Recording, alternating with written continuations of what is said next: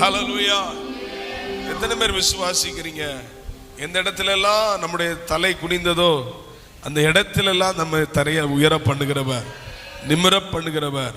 சிலரை பார்க்கவே கூடாதுன்னு மறைந்து மறைந்து வாழ்ந்த நாட்கள் நமக்கு நிறைய உண்டு. சிலரை பார்த்த உடனே அவங்க சில கேள்விகளை கேட்பாங்க. ஆமென்.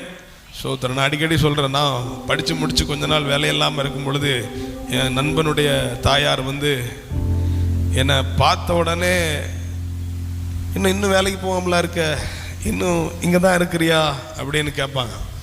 அப்போ நான் அடுத்து நான் என்ன முடிவு பண்ணேன்னா, இனி அவங்கள நம்ம பார்க்கவே கூடாது. ஹல்லேலூயா. ஆமாம். இன்னைக்கு சோத்திரம் எப்படியோ ஆண்டவர் வச்சிருக்கிறார். ஒரு நாளில் பதில் இல்லாததுனால மறைஞ்சு மறைஞ்சு வாழ்ந்தோம்.